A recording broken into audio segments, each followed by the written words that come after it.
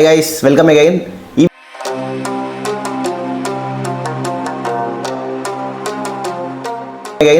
ఈ వీడియోలో అసలు రెజ్యూమ్లో ఏమేమి ఇంక్లూడ్ చేయాలి అని క్లియర్గా ఎక్స్ప్లెయిన్ చేస్తా. వీడియోని లాస్ట్ వరకు చూడండి. అండ్ దానికన్నా ముందు మీరు నా యూట్యూబ్ ఛానల్కి ఫస్ట్ టైం వచ్చినట్టయితే సబ్స్క్రైబ్ చేసుకోవడం అస్సలు మర్చిపోవద్దు. ఒక వెల్ స్ట్రక్చర్డ్ రెజ్యూమేలో 8 సెక్షన్స్ ఉంటాయి. Contact information, professional summary, skills, work experience and internships, education, certifications, projects, awards and achievements. ఈ 8 సెక్షన్స్ని ఇంక్లూడ్ చేసి మీ రెజ్యూమేని తయారు చేసుకుంటే అది ఒక వెల్ స్ట్రక్చర్డ్ రెజ్యూమే లాగా ఫామ్ అవుతుంది. ఒకవేళ మీరు పర్ఫెక్ట్ రెజ్యూమేని తయారు చేసుకోవాలి, జాబ్ అప్లికేషన్స్ని ఎలాగైనా క్రాక్ చేయాలి అనుకుంటే ఈ 8 సెక్షన్స్ని ఇంక్లూడ్ చేయండి, ఖచ్చితంగా హెల్ప్ అవుతుంది. ఇప్పుడు ప్రతి సెక్షన్ గురించి క్లియర్గా మాట్లాడుకుందాం. ఫస్ట్ సెక్షన్ వచ్చేసి కాంటాక్ట్ ఇన్ఫర్మేషన్. కాంటాక్ట్ ఇన్ఫర్మేషన్ అనేది రెజ్యూమ్లో ఎప్పుడైనా కూడా టాప్ పొజిషన్లో ఉండాలి. అండ్ ఈ కాంటాక్ట్ ఇన్ఫర్మేషన్ మెన్షన్ చేసేటప్పుడు phone number, me email ID, me location and me LinkedIn ID పెట్టండి, సరిపోతుంది. అండ్ ఇవన్నీ కూడా క్లియర్గా చెక్ చేసుకోండి, అప్ టు డేట్ ఉండాలి. ఎందుకంటే ఒకవేళ ఫర్ ఎగ్జాంపుల్ మీరు ఒక జాబ్కి సెలెక్ట్ అయితే వాళ్ళు మిమ్మల్ని కాంటాక్ట్ అయ్యేది మెయిల్ నుంచి అనుకోవచ్చు, కాంటాక్ట్ ఫోన్ నెంబర్ నుంచి అనుకోవచ్చు. సో మీరు పెట్టే ప్రతిదీ కూడా అప్ టు డేట్ ఉండేలాగా చూసుకోండి. అండ్ సెకండ్ సెక్షన్ వచ్చేసి ప్రొఫెషనల్ సమ్మరీ.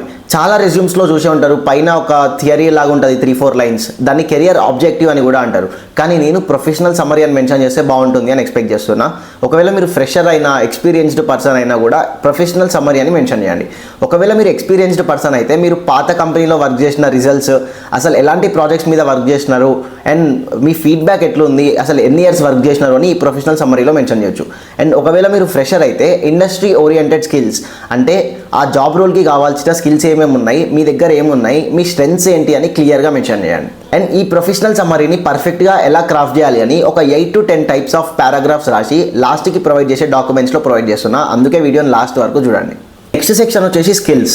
స్కిల్స్ అనేది రెజ్యూమేలో టాప్ వెయిటేజ్ యాడ్ చేస్తుంది. సో స్కిల్స్ సెక్షన్ని చాలా పర్ఫెక్ట్గా క్రాఫ్ట్ చేయాలి. అండ్ స్కిల్స్ అనగానే ఒకటి గుర్తొచ్చింది, చాలామంది ఒకటే రెజ్యూమ్ తయారు చేసుకొని చాలా జాబ్స్కి అప్లై చేస్తుంటారు. అది చాలా రాంగ్ థింగ్. మీరు ఎలాంటి జాబ్కి అప్లై చేస్తున్నారు, దాని జాబ్ డిస్క్రిప్షన్ చదివి దాని కంపెనీని రీసెర్చ్ చేసి అసలు వాళ్ళకి ఎలాంటి స్కిల్స్ కావాలో రీసెర్చ్ చేసి దాని ప్రకారం మీ రెజ్యూమ్ని టైలర్ చేసుకోవాలి. అండ్ స్కిల్స్ గురించి మెన్షన్ చేసేటప్పుడు technical skills and soft skills ఈ 2 సెక్షన్స్ని సపరేట్గా మెన్షన్ చేయండి. స్కిల్స్ గురించి ఇంకా డీటెయిల్గా చెప్పాలి అంటే ఫర్ ఎగ్జాంపుల్ ఒక X company front end developer రోల్కి హైర్ చేసుకుంది అనుకోండి, మీరు టాప్ స్కిల్స్లో ఏం పెట్టాలి అంటే HTML, CSS, Java script, angular, react ఇలాంటి ఫ్రంట్ ఎండ్ స్కిల్స్ అన్ని టాప్లో పెట్టి మీకు నెక్స్ట్ తెలిసిన స్కిల్స్ అన్ని సెకండరీ పెట్టండి. ఒకవేళ మీరు ఎక్స్పీరియన్స్డ్ అయితే అసలు ఏ కంపెనీలో వర్క్ చేసినారు, ఏ ఇయర్లో వర్క్ చేసినారు, ఎంత టైం వర్క్ చేసినారు, ఏ ప్రాజెక్ట్ మీద వర్క్ చేసినారు అని క్లియర్గా మెన్షన్ చేయండి. ఒకవేళ మీరు ఫ్రెషర్ అయితే ప్రీవియస్లీ మీరు అటెండ్ అయిన హ్యాకథాన్స్, మీరు బిల్డ్ చేసిన ప్రాజెక్ట్స్ కొంచెం సమ్మరీ అండ్ మీరు నేర్చుకున్న ఎక్స్పీరియన్సెస్ని మెన్షన్ చేయండి. అండ్ ఒకవేళ మీరు ఫ్రెషర్ అయితే మీరు ప్రీవియస్లీ అటెండ్ అయిన హ్యాకథాన్స్, మీరు అటెండ్ అయిన టెక్ ఈవెంట్స్, వీటి నుంచి మీరు అసలు ఏం నేర్చుకున్నారు, ఏం గెయిన్ చేసినారు అని మెన్షన్ చేయొచ్చు. అందుకే నేను అప్పుడప్పుడు చెప్తూ ఉంటా టెక్ ఈవెంట్స్ అటెండ్ అవ్వాలి అని. ఒకవేళ మీరు టెక్ ఈవెంట్స్ ఇంకా అటెండ్ అవ్వకుంటే హ్యాకథాన్స్ చెక్ చేయండి, టెక్ ఈవెంట్స్ చెక్ చేయండి. వీటి గురించి నేను ఆల్రెడీ ఇన్స్టాగ్రామ్లో కూడా అప్డేట్స్ ఇస్తూనే ఉన్నా, సో అక్కడ కూడా ఫాలో అయ్యి పెట్టుకోండి. అండ్ నెక్స్ట్ సెక్షన్ వచ్చేసి ఎడ్యుకేషన్ విషయానికి వస్తే చాలామంది 6th క్లాస్ నుంచి 10th క్లాస్ ఇదంతా యాడ్ చేస్తుంటారు, అవసరం లేదు. మీరు ఒకవేళ ఇప్పుడు బీటెక్ అయిపోయి ఉంటే మీ బీటెక్ ప్లస్ మీ ఇంటర్మీడియట్ పెడితే సరిపోతుంది. అండ్ CGPA గురించి మాట్లాడుకుంటే ఒకవేళ మీకు మంచి మార్క్స్ వస్తే, ఒకవేళ మీరు వాటిని మంచి మార్క్స్ లాగా కన్సిడర్ చేస్తే అవి మెన్షన్ చేయండి, లేకుంటే అవసరం లేదు. నెక్స్ట్ సెక్షన్ వచ్చేసి సర్టిఫికేషన్స్ ఇంపార్టెంటా అని నన్ను చాలామంది అడుగుతారు. కానీ నేనేం చెప్తా అంటే స్కిల్స్ ఇంపార్టెంట్ అని చెప్తూ ఉంటా. కానీ ఈ సర్టిఫికేషన్స్ ఏం చేస్తాయంటే అంటే మీరు ఆ స్కిల్స్ నేర్చుకున్నారా లేదా అని ప్రూఫ్స్ లాగా. ఎగ్జాంపుల్ మీరు రియాక్ట్లో పర్ఫెక్ట్ అయి ఉంటే మీ సర్టిఫికేషన్ మీకు ప్రూఫ్ లాగా హెల్ప్ అవుతుంది. అలాంటి కొన్ని verified universities or verified platforms నుంచి మీరు సర్టిఫికేషన్స్ చేసి అవి కూడా అప్లై చేసుకోవచ్చు.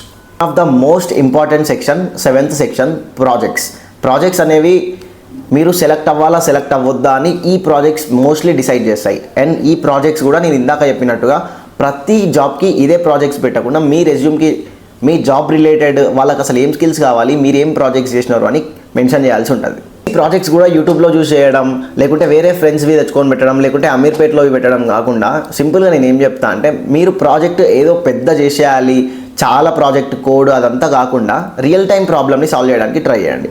ఒకవేళ మీరు రియల్ టైం ప్రాబ్లమ్ని సాల్వ్ చేసి అది ప్రాజెక్ట్ లాగా పెట్టుకుంటే నార్మల్ ప్రాజెక్ట్కి దీనికి 50% తేడా వెయిటేజ్ యాడ్ అవుతుంది.